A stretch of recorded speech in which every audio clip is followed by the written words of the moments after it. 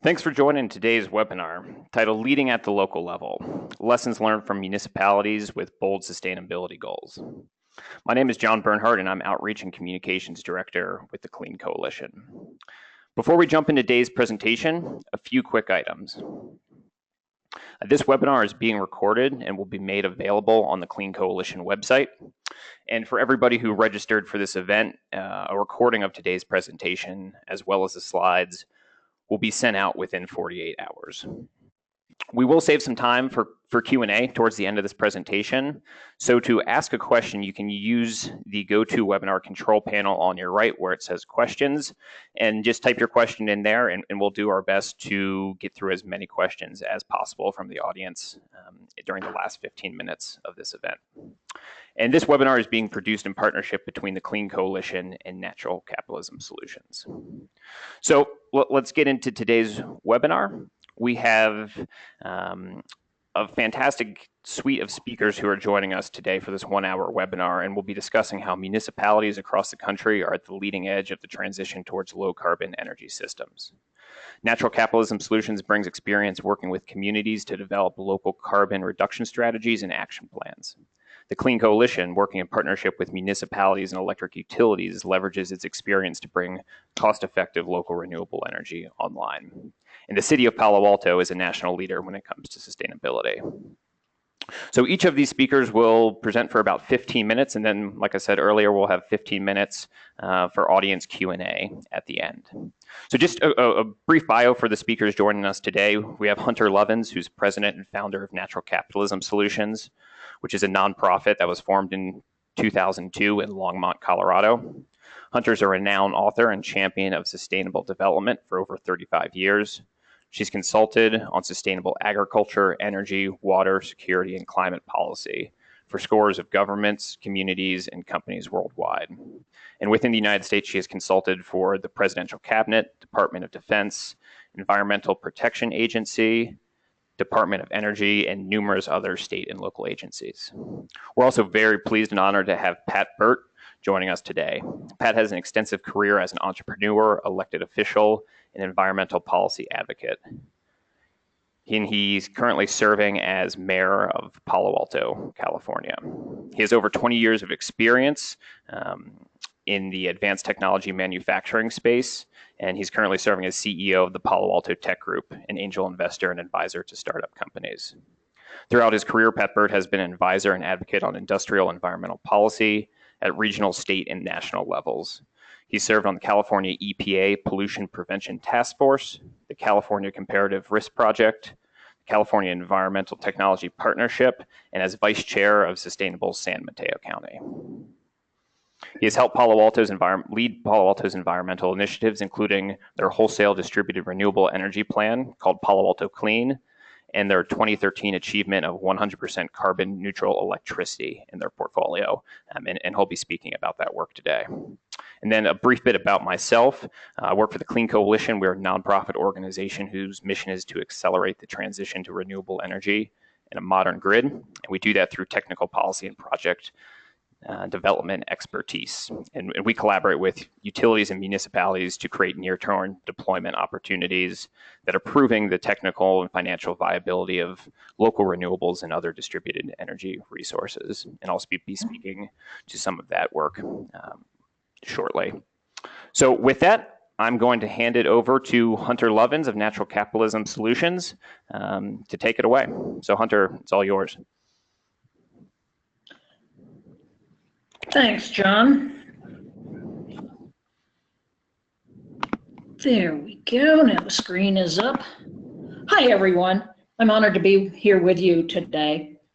Natural capitalism works with communities around this country and indeed around the world on ways to implement more regenerative practices in profitable and cost-effective ways. I was also honored to be in Paris for the World Climate Summit that happened last November, early December. This was an amazing event. It was the largest gathering of world leaders ever in human history. I led a delegation from Colorado, Brenna Sanange from the Alliance for Sustainable Colorado, Bill Becker from the Presidential Climate Action Project. We represented civil society, which was a key part of the success that happened in Paris. Christiana Figueres recognized this in her closing speech, that had people not come into the streets, had communities not stepped up, this deal would never have come to be. And indeed, there were people there from around the world calling for a deal. There were corporations there. I spoke at the high-level summit of corporate leaders with Ban Ki-moon, John Kerry, Paul Polman, Occam Steiner, where the corporates, amazingly, called on government to have a real deal, to have an aggressive deal. Paul Polman said, if we get this deal, this will unleash trillions of dollars into the clean space. At Paris, over 100 companies pledged to set science-based goals. Afterwards, 500 companies signed on to the Divest for Paris agreement. We Mean Business, this is a coalition of 6 million companies around the world, have pledged to go carbon neutral, 100% renewably powered, and indeed 53 companies have now committed to be 100% renewably powered. Cities were there. At all of these climate summits before, civil society has been segregated. These meetings were in the blue zone with the delegates from the nations who were negotiating. And the cities were particularly important. And now more than 1,000 cities around the world have pledged to go 100% renewably powered. This is an historic deal, and yet it's only the beginning. We have made it to the starting line. Now the hard work begins. All that the Paris deal pledged was to hold increases in global temperature to below 2 degrees C, aspire to hold them below 1.5 degrees C, and yet the recent NASA numbers show that we're already there, likely due to the El Nino phenomenon, and we will probably slide back below this increase in temperature, but we're up against it. And what Paris pledged is nowhere near sufficient. We are in a horse race with catastrophe, business as usual. We are going to lose a habitable climate. Even if all of the UN pledges are recognized, we're still going to go up in temperature. Getting to the level necessary to hold us below 2 degrees C, let alone below 1.5 degrees C increase in global warming over pre-industrial levels, will take an unprecedented effort of all parties to cut carbon emissions and then ultimately to begin sucking carbon out of the air and putting it back into the soil, which is where it belongs, through a variety of biosequestration measures. It was helped, of course, that while we were all in Paris, Beijing had 2 days of red alert where they had to shut the city because of air pollution. Yes, that is an airplane trying to land. India flooded, hundreds dead, almost 3 million cut off or displaced. The UK flooded. All of this happened while we were in Paris. And it really is just a precursor of what is coming at us. Guardian reported 21 US cities will be underwater by 2100 if we don't get this right. The big losers, of course, are the climate deniers. They've spent over $500 million trying to say that global warming isn't real, or if it's real, it isn't human caused, or if it's real and human caused, it would be ruinously expensive to do anything about it. What's ruinously expensive, of course, are their products. And the news this week is now it looks like Peabody Coal may go bankrupt. So we are in, again, an unprecedented human situation where the industries that sustained us through the Industrial Revolution are going to go away. And we get to invent a whole new future. In this process, cities are clearly crucial to this. We're going to have to figure how to green our cities. We have the agreement that business asked for, that civil society has been asking for, more or less. Now we have to do the work. As you know, you set out a nice little plan of what you're going to do. Reality isn't quite like that. It's a little harder to get it done. We work with, as I said, cities around the US and indeed around the world. We worked recently with the town of Lovins, which had just suffered a 1,000-year flood, wiped out the middle of town. We had been under contract 2 weeks before the flood to help them build a sustainability plan. Obviously, with the flood, the job was to rebuild the town, but baking sustainability into the whole process. And more than a year later, and a great deal more than we've been paid to do, the town was pretty pleased with the results.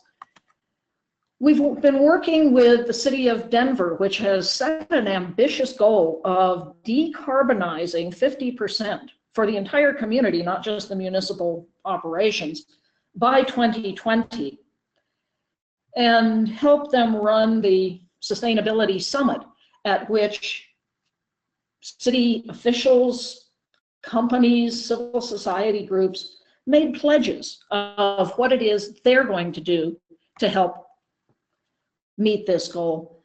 We worked with Boulder County, helping them analyze all of their sustainability efforts and determine which of these are cost effective.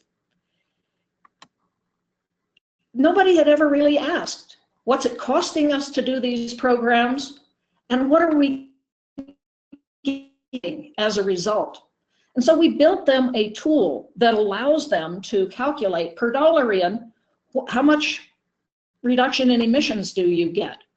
How much return to the taxpayers do you get from having invested in these services? And it turns out their sustainability program is a very cost-effective program for the county, for the citizens, returning on average $5 for every dollar that they invest in enhancing sustainability and cutting carbon emissions. Very cost-effective program. This also enabled us to show specifically what it costs to cut a metric ton, so they can decide for themselves which of these programs is the biggest bang for the buck. It also showed that there are very attractive direct savings, cost cutting for citizens, for businesses, and there's a very attractive set of indirect savings. Boulder was also fairly pleased with the work that we did. And this is the opportunity now before cities across the country to build programs that meet the urgent global need to cut carbon, but that also deliver on the promise of politicians to their citizens to behave with fiscal responsibility and to govern wisely. Now, obviously, when you're confronted by the challenge, there's a lot that comes at you, like the little girl with the hose. It can feel like you're being overwhelmed, but there are ways of laying out roadmaps for cities that enable you to come at this in a much saner way, being able to show citizens what it is that your ultimate goal is and how it is you're going to meet that goal over time in a responsible way. And as I said, we work with a number of cities to help them do this. This builds on a document that we built some years back called the Climate Protection Manual for Cities, and embeds best practices from cities around the world, particularly around this country, that can enable you to choose for yourself what makes sense in your conditions, have the confidence that others have done this before, and that there is a very real cut in carbon emissions and a very real return to the city treasury from moving forward with this.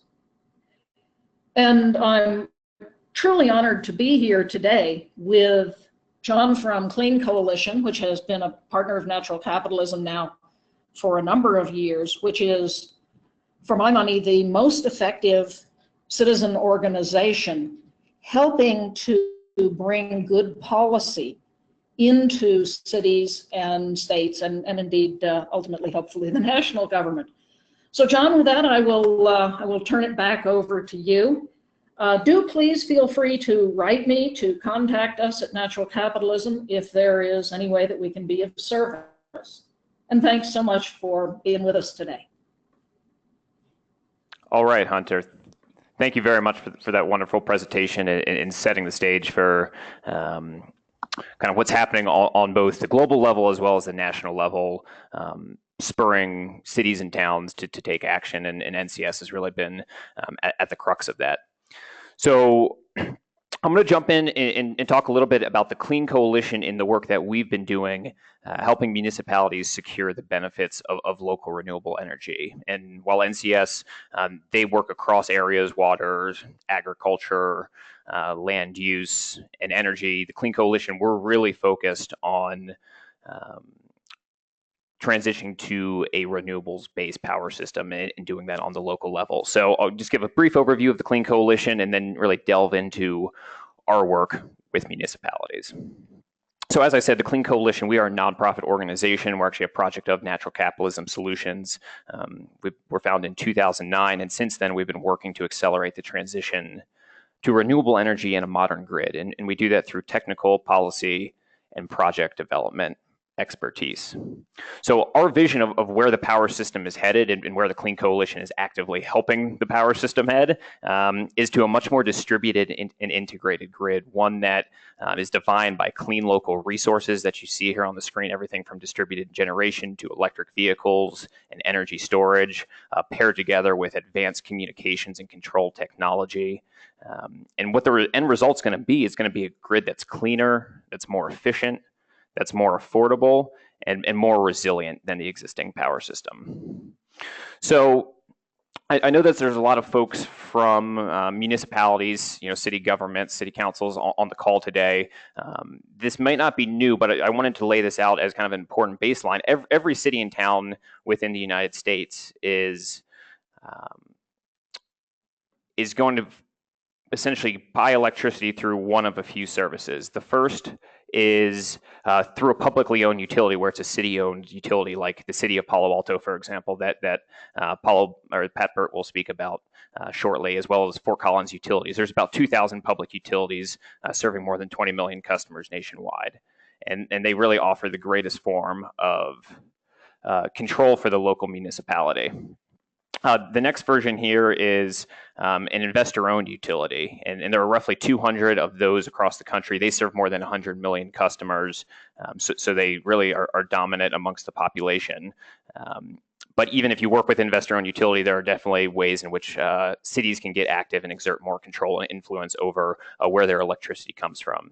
You also have rural electric cooperatives. Those tend to be slightly more rural. They cover the vast majority of the United States landmass, but only 18 million customers, which is about 12% of the nation's electric consumers.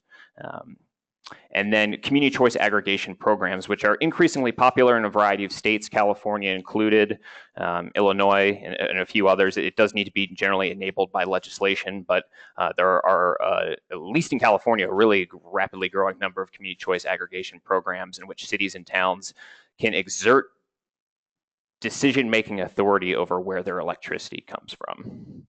So regardless of where your particular municipality is getting your power from, any of these four arrangements, there are a variety of steps that can be taken to help accelerate and really hit the gas pedal on the transition to supporting the development of local renewable energy. And this is where the Clean Coalition comes into play, because we have been involved working with municipalities and utilities across the country. And our expertise areas really comes down to these four major buckets: analysis and planning, grid modeling and optimization, program design, and then community microgrids, which kind of builds upon the other three and brings it together.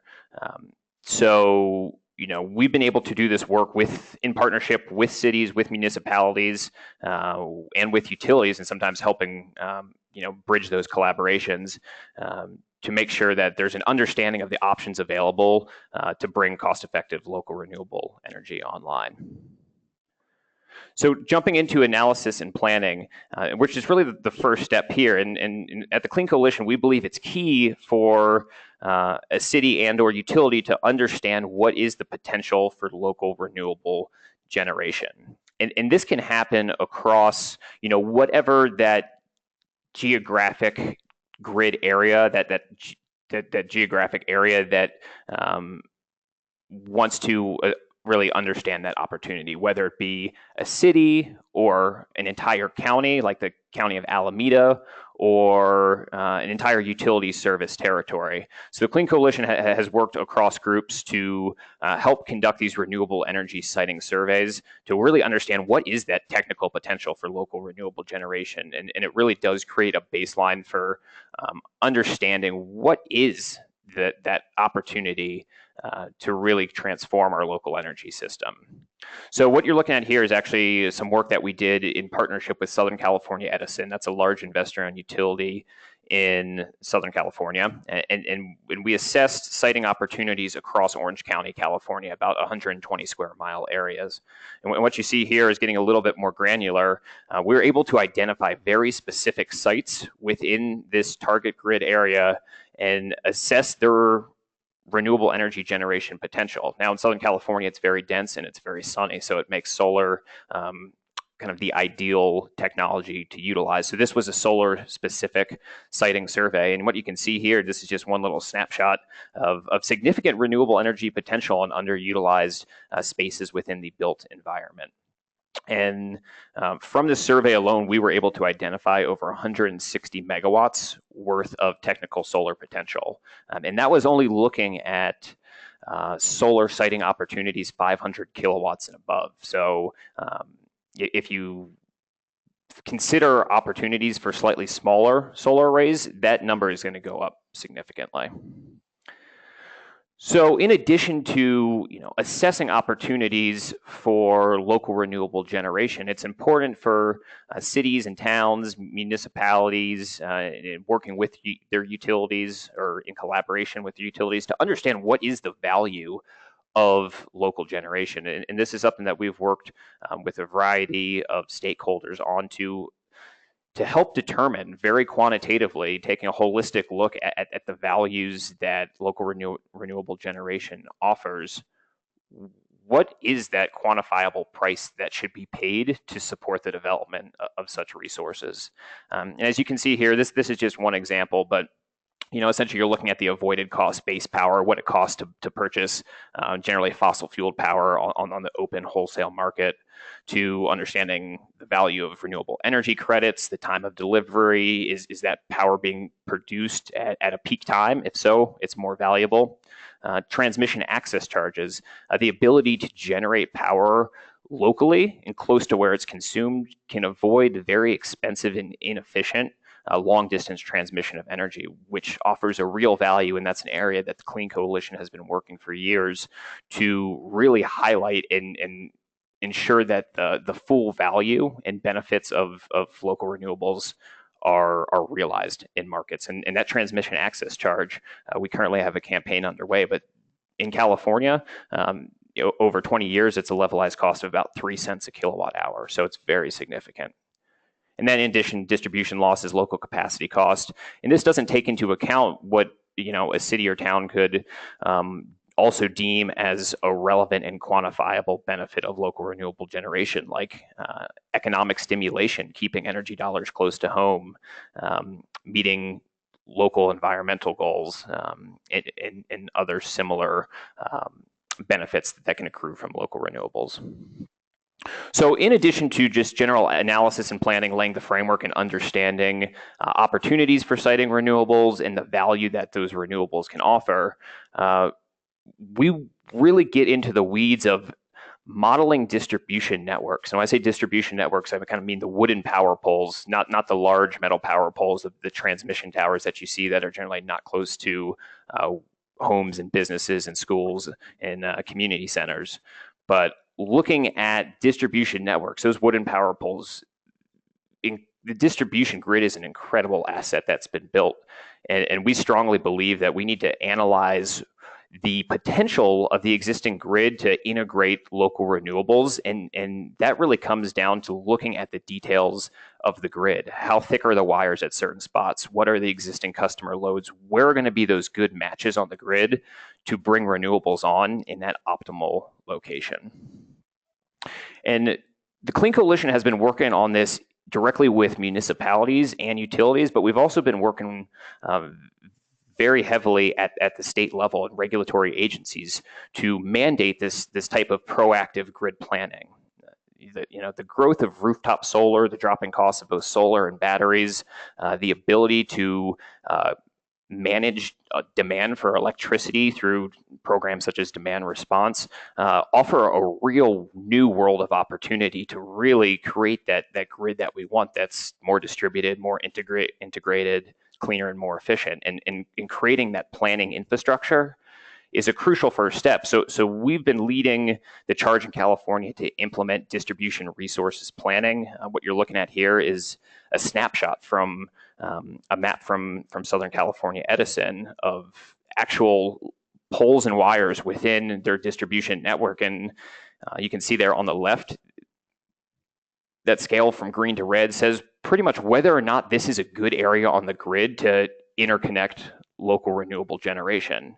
And we want to make sure that we're streamlining the process to plan for renewables, buy them, and then interconnect them at the most valuable points on the grid. So that can really come together in the program design work that the Clean Coalition does. And we support municipalities and utilities in the design of programs to bring local renewables online. So, there's just a smattering of the entities that we've worked with. But this really builds upon the analysis and grid planning knowledge that we have.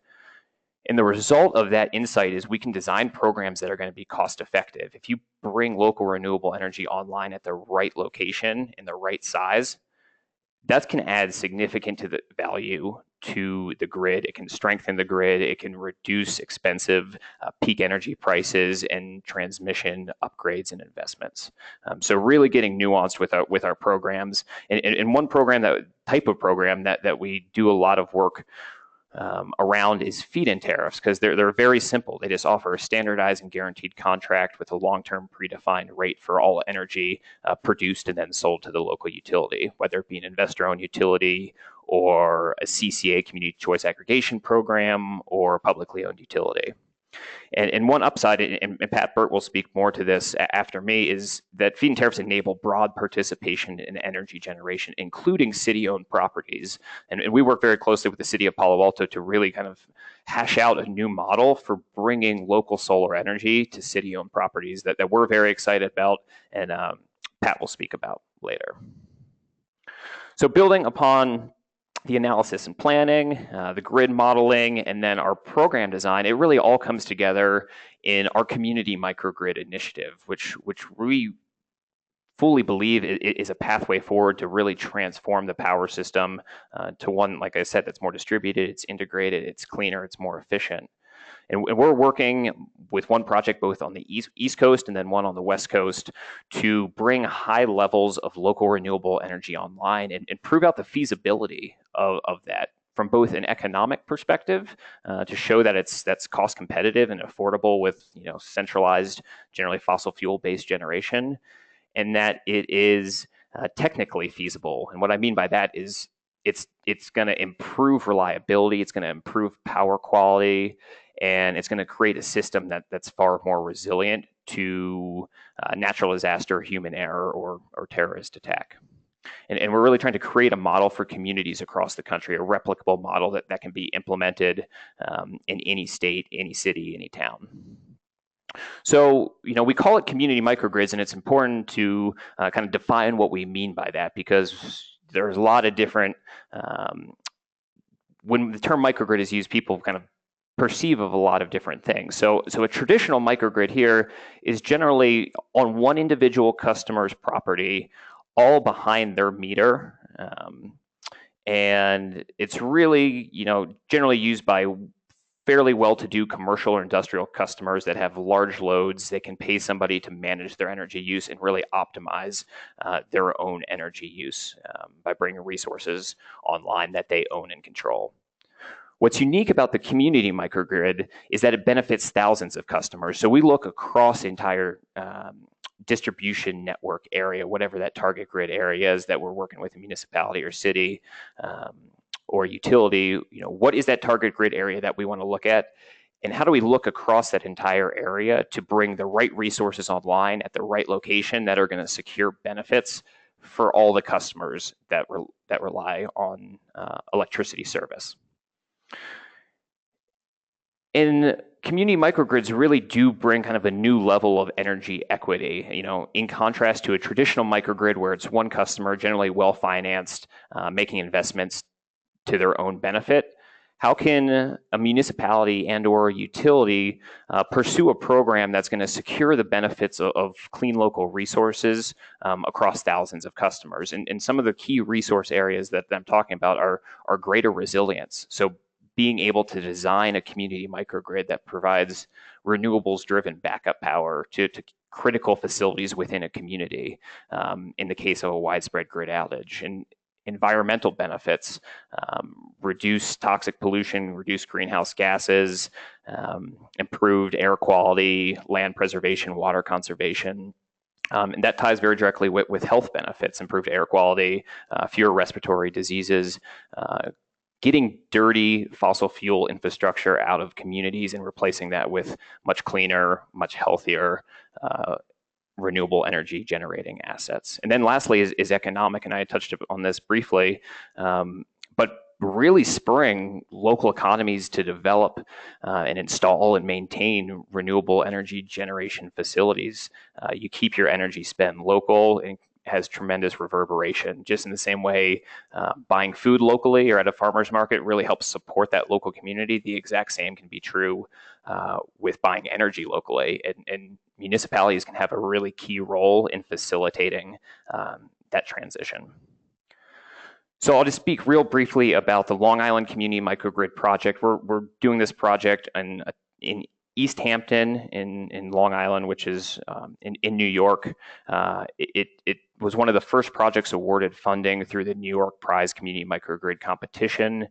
And we're conducting this project in partnership with PSEG Long Island, Long Island Power Authority, the Suffolk County Water District, and other municipal and civic agencies to really pioneer a new solution to meet a unique demand for electricity in Long Island in summertime. So instead of building a large new oil-based peaker plant out there or new transmission infrastructure, we're going to be providing up to 50% of annual electric energy demand from local solar power.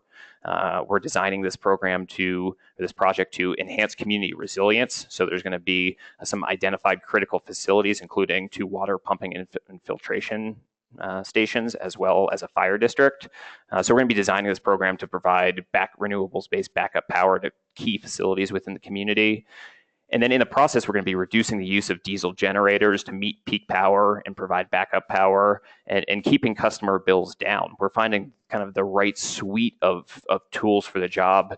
And that's going to, in this particular case, be about 15 megawatts of local solar and a 5 megawatt battery storage deployment. And then I'll just mention lastly, we have the Hunters Point Community Microgrid Project that we're conducting in the Bayview Hunters Point area of San Francisco. This is within Pacific Gas and Electric's service territory, so we're working closely with them on this project.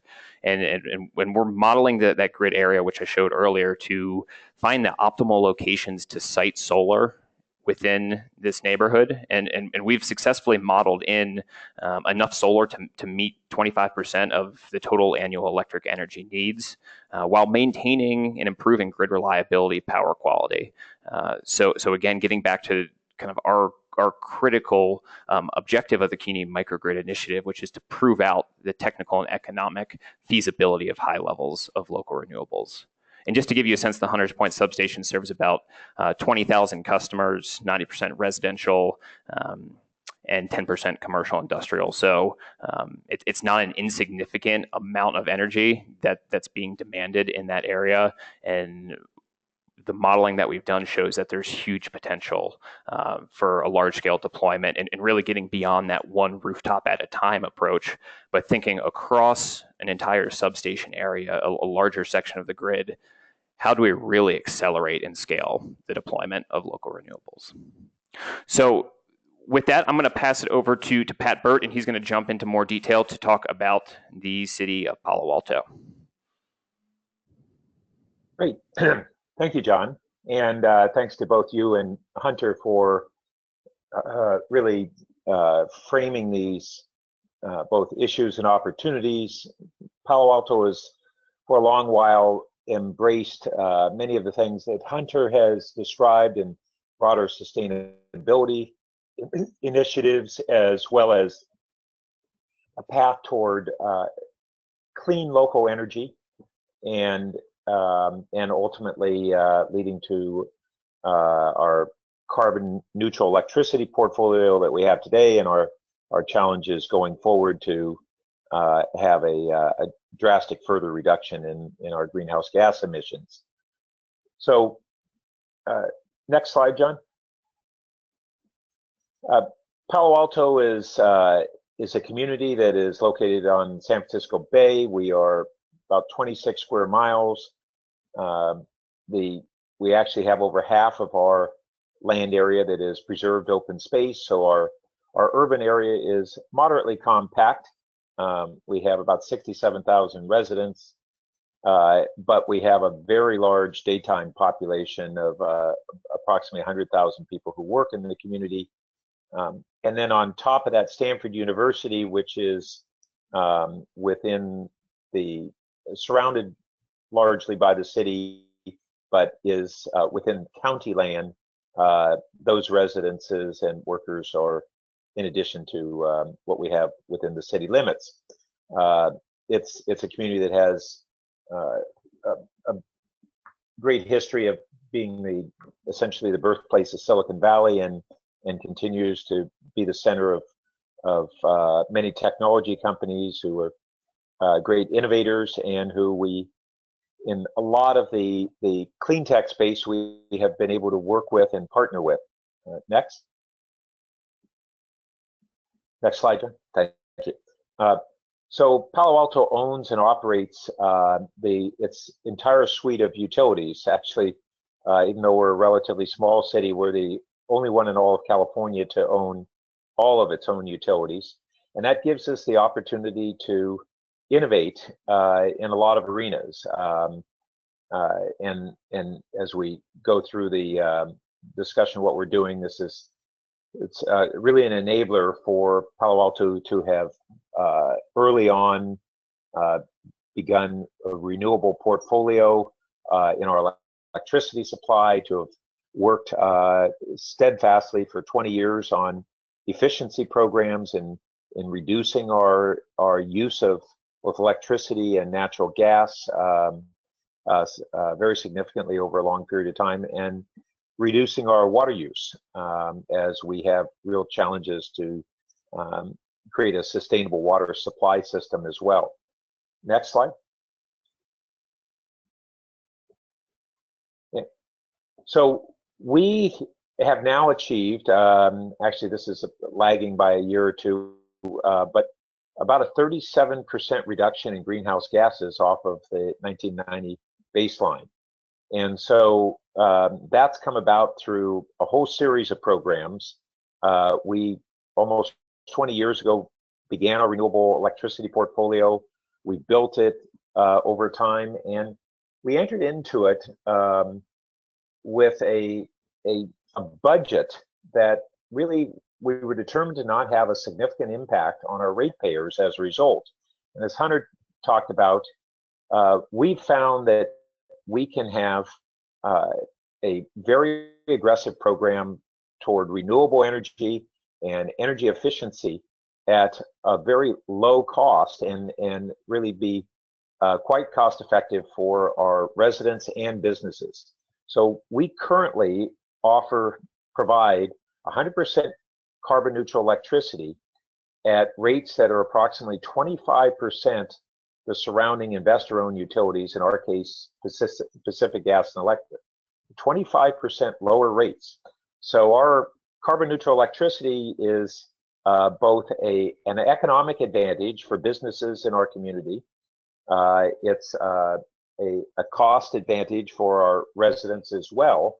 But basically, we've been able to demonstrate that the claims that clean electricity and a strong economy and low costs somehow are competing values and mutually exclusive. We have all three of those. We have a strong of an economy as exists anywhere. They're extremely low cost electricity, and it's 100% carbon neutral. So we've also had much more comprehensive programs in our sustainability and climate action plan, our zero waste program, very aggressive green building programs, and now is really moving toward reducing the carbon footprint of our transportation and natural gas sources as our next step. So we're in the midst of our complete rewrites of our sustainability and climate action plans. It's a 2-year process, and we're really embracing the whole next suite of means and objectives that are going forward for us in our next plans. Next slide. So to get to this carbon neutral electricity, we've had a whole series of initiatives. We had the nation's leading voluntary opt-in program for essentially offsets over almost a 15-year, well, a little over a dozen-year period. And we actually retired that program recently as we moved toward a carbon neutral electricity supply. There was no longer need for the voluntary opt-in program, but now we're transitioning that into a Palo Alto green gas program as we are pursuing the challenges of reducing the carbon footprint of our natural gas. Our strong efficiency programs are coupled hand in hand with the purchase of renewable portfolio, and we also have partnered with a whole series of local clean tech innovation companies in an emerging technologies program. We as a city government, like many of you, we may be surrounded by companies that are great innovators, but an electorate is a lot more cautious on allowing government to innovate, and as we say in Silicon Valley, we want to fail early. And so we've had to really frame the innovation programs around an expectation that innovation means that not everything will work, but we're going to try to be a test bed and try a whole series of initiatives, and then take the ones that are working most effectively and build on them, and hopefully create models that can be leveraged for other cities and other applications. One of the big things that we've done in the last several years is really expand upon what had been our local solar programs, which were to a great extent around net metering, and expand within the feed-in tariff program that John had spoken about. So next slide. This shows our carbon reduction over the last now 25 years, and we now have virtually erased the carbon footprint from our electricity portfolio. Next slide. And here lies the full range of renewables that we've looked at. We have a sizable amount of utility scale wind and solar and landfill natural gas resources, but we've expanded on what had been our net metering program for local renewables at residential and commercial customers, and adding this feed-in tariff program that the Clean Coalition has led on. And what we found is that the feed-in tariff program is a fraction of the cost of subsidy of what we had been providing per megawatt of renewables, as opposed to our prior net metering programs and other initiatives that we had. So it's actually our lowest cost local renewable program. Next slide. So as John has mentioned, it has been one where we've been able to build this in a variety of ways. We now have just booked first projects to have solar on top of our civic garages, and we actually contracted with the Clean Coalition to develop the RFP on this. It was a new complexity of leasing public space to private entity, and we basically had to get the bugs out of a program, and the Clean Coalition played a really vital role in doing that. Next slide. And so we have a program that is based upon currently 3 megawatts that's authorized under the first phase of this program. The pricing is at 16.5 cents a kilowatt hour. Contract lengths, depending on the project, 20 to over 20 years. Next slide. And as John went through in this, we had to calculate what were really the total costs of a renewable, if we looked at it as a remote renewable, and then also comparing it to our other local projects. Next slide. And so we now are moving beyond a second project, beyond the first projects on the solar roofs of the garages, which, by the way, have created additional value in the garages, because multi-story garages, the top story is always the least valued, because it's exposed to both sun and rain, and we get awning protection as well. And we're seeing that the uptake and use of that top stories of the garages is increased, and the value of those parking spaces has been increased. But we also have one of our local churches has just engaged in a clean program out of this 3 megawatts. And then we're also looking at this being the vehicle for community solar, where those in the community who either don't have good siting or large enough lots to have solar on their home roofs can participate as essentially a co-op in a local solar, where they'll do it on, say, an acre site of what's a more cost-efficient locale. Next slide. So we're going on to our next challenges of how do we reduce our natural gas portfolio. This guy in the picture harkens back to the 50s when we had the GE all-electric kitchen, and interestingly, we're now reconsidering some of those premises on how do we transition to greater use of carbon neutral electricity, even while we are going toward more efficient use of that source. Next. So we're seeing over an extended period of time a steady reduction in our natural gas use as we have greater efficiency, transition to non-gas appliances where it's cost effective. And then finally, we're looking at a renewable natural gas portfolio to blend in with the remaining natural gas. Next. And then our biggest challenge now that we have carbon neutral electricity is our mobility, which now is 60% of our remaining carbon footprint.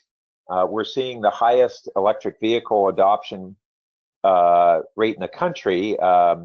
In Palo Alto, we're up to 4% of our vehicle fleet is electric. And so we're now really integrating that in all of our future planning. We frankly see on the horizon that within a decade, we're going to have a high percentage of all of our vehicles are zero emission. In addition to that, we are greatly expanding our bicycle and pedestrian program. Next slide. And other technologies such as mobility as a service, where we're looking at being able to have on-demand accessibility. This is a graph of the success that we've had over the last 15 plus years in our biking to school program. Like many cities throughout the country, we had seen a steady decline, and we now are at approximately 45% of high schoolers, 50% of all school-age children are biking to school on a regular basis, and that is a great impact not only on our climate impact, but real quality of life issue. And that's what we're seeing is a great interconnect between what we're doing in our sustainability plan and what is really quality of life issues for our community, and the two are inseparable in our minds. Next slide. So this is just showing what we're really anticipating is the anticipated cost reduction in electric vehicles. To our great surprise, we've become an automobile town with Tesla Motors headquartered here. Most of the major automotive companies now having their advanced research centers in Palo Alto or surrounding communities. Next slide. So ultimately, this is what we're working toward is a sustainable community, one that is greater improved and sustaining quality of life, greater economic prosperity, and at the same time enhancing our resilience, where we have real challenges on the impacts of climate change. Next slide. And so we really are looking at challenges ahead. And one of the things that we think is a high value for our community is to be at the forefront of working through these next challenges and be able to offer models for other cities. As Hunter spoke about, what has occurred now, and the Paris Accord was very much impacted by corporate and local government initiatives, and it really is going to be an increasingly important role in all of the international efforts is to all of us as local governments to be leaders in these arenas. Next. So we do have challenges. This is a king tide in our community, and we frankly are seeing that the impacts of climate change are already beginning to affect us in droughts and severe weather events right here in California. And it also is a great motivator for the community. And so we look forward to addressing these challenges, and we would welcome collaborating with other cities and sharing our experiences. So thank you all, and look forward to answering any questions. All right. Thank you very much, Pat and Hunter, for the wonderful presentations. We've already had a number of questions coming in, but just want to remind folks, if you do have questions, you can enter them into the GoToWebinar control panel. So let's kick it off, Pat, while we have you already on the line here. We've had a few questions come in around some of Palo Alto's specific strategies. So one question is Palo Alto purchasing any of its RECs just off the voluntary REC market, or are those all kind of bundled with your electricity purchases? Well, they're bundled with our electricity purchases, and the only RECs that we are still purchasing are a bridge until our final solar project comes online in 2017 that will complete our renewable portfolio. as of next year, we will no longer have Rex as a bridge. Perfect. And then so one other question, a few questions have come in around trying to decarbonize transportation and with respect to electric vehicles.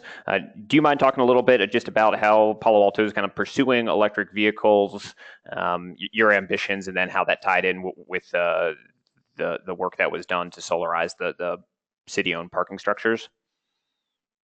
Sure.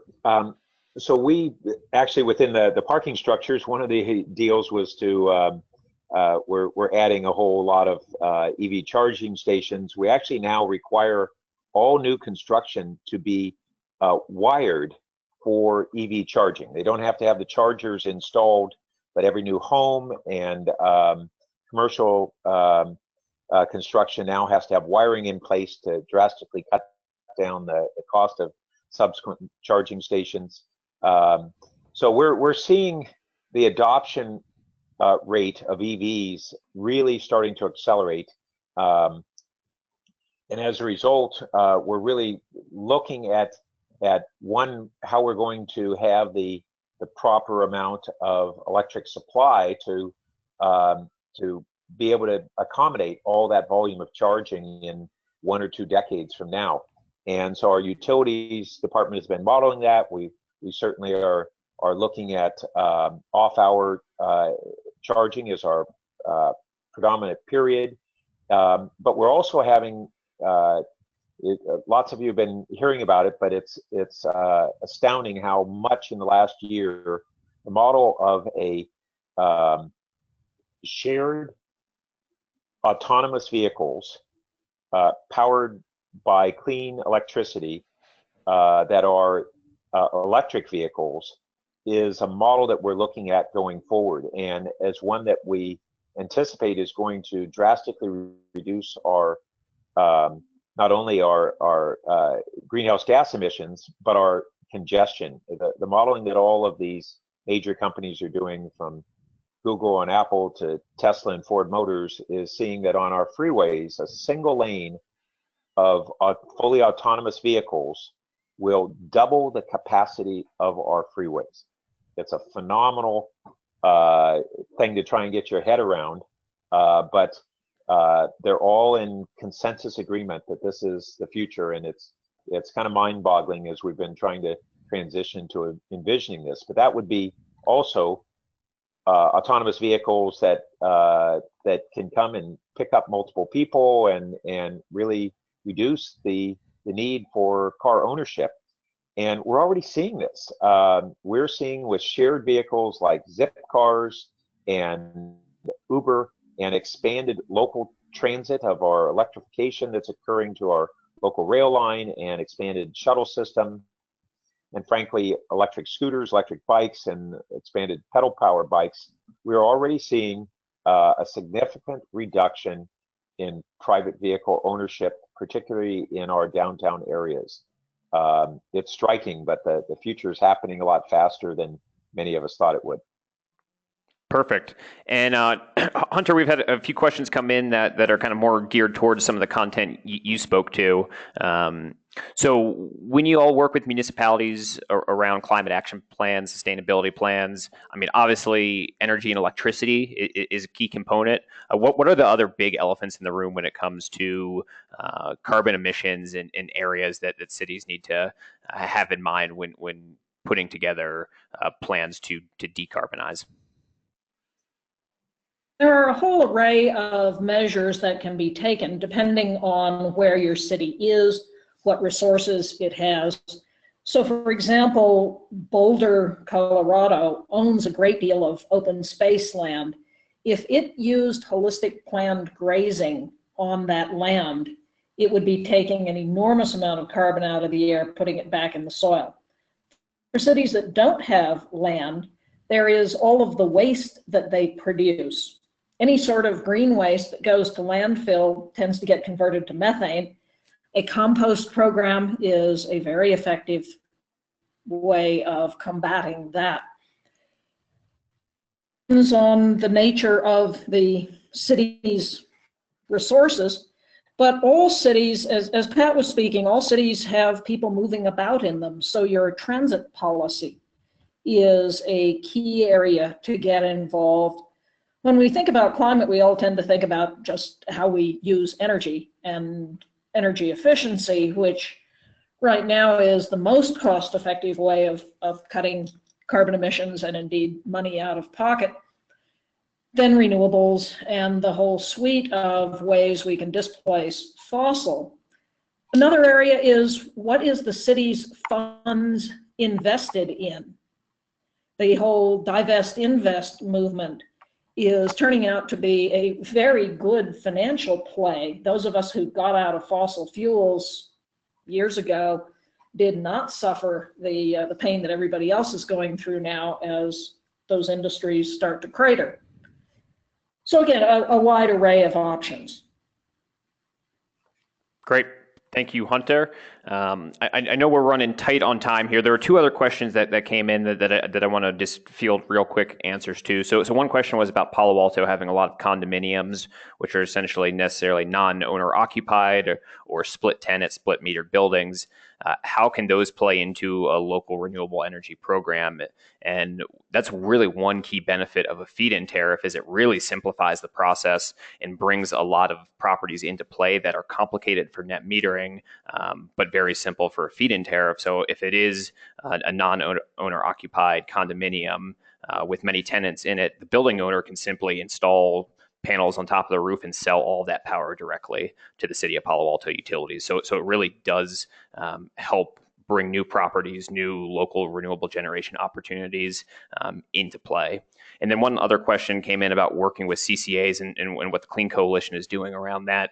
We've been working with a number of CCAs around the design of feed-in tariff programs. You can see those with Sonoma Clean Power, Marin Clean Energy, a variety of other CCA local renewable procurement programs. And then also we've been working with a handful of CCAs and emerging CCAs across states around assessing, what is the local renewable generation potential. So that solar siting survey work that I alluded to earlier, that's really foundational information for a CCA to have to understand as they're putting together their long-term energy portfolio plan. How can we ramp up local generation over time? And being able to take a look in an inventory of local viable sites is a crucial step.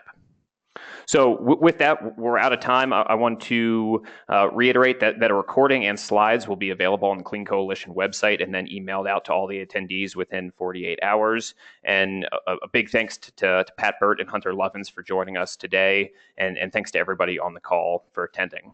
We hope to see you next time. Thank you.